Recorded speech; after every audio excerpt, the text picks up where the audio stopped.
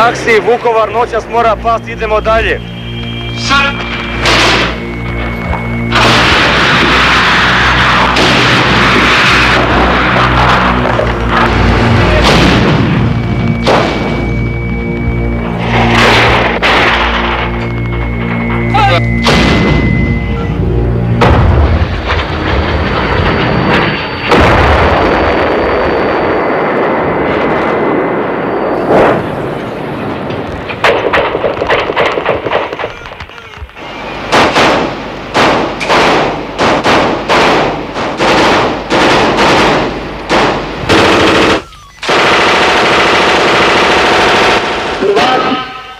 Ljudi,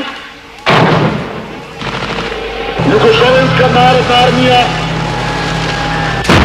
zna za vapaje Bosanke sestre na koju ste se svi oslanjali i pozivali. I ovog trenutka nas zove i moli za spas. Čujemo Bosankin vapaj, moli za vaših 500 ranjenika. Nudimo vam spas, ali nam pomozite. Tako da stanemo tiču uličnih borbi, to je nešto neviđeno u celom svijetu do sada. To vas, evo, stiže nam komanda i idemo na vatrenu liniju.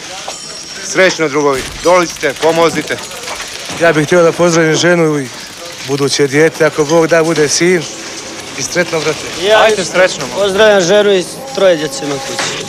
Ženu i svu rodbinu. Pozdravljam sve i pozivam da se priključe.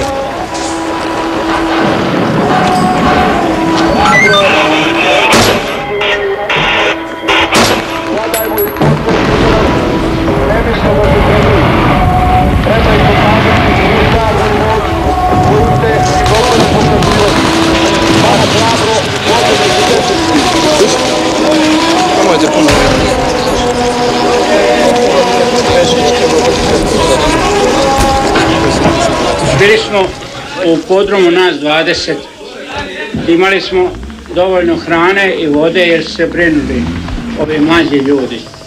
I nije bilo tako teško, ali i neizvjesnost nas je ubila. Nismo nekako mogli da dočekamo jednom oslobođenje i konačno dočekali smo i sad smo zadovoljni. Stanite, da ga stavimo da vam ovo kažem. Evo mi priče. Ovdje je zadnjih 2 dana palo toliko mina, naših mislim, ovih, koje tenkovskih, koje artiljevijskih, da su oni morali bezuslovno se predati. Vi ste dobrovoljac? Jeste. Je li Vukovar po vašem mišljenju oslobođen? Ja mislim da je ostalo još mali broj džepova gdje može da se nađe onih zloglasnih ustaša koji su klali Srbe. A to samo znaju ovi Vukovarčani pravi građani. Mislim da će ih prepoznati, to je najlakše što može. Ostajete li u Vukovaru? Apsolutno. Nikud iz Vukovara. Dugo radimo tu, pred penzijom smo i sad mislim da ćemo uspjeti tako stan srediti. Sredit ćemo. Neka bude jedna soba, ali bit će naša soba. Postoji i druga alternativa. Hvala Bogu, drago me, da ste vi došli oslobodioci. Da. Jer gdje smo bili, bilo nas samo 5 Srba.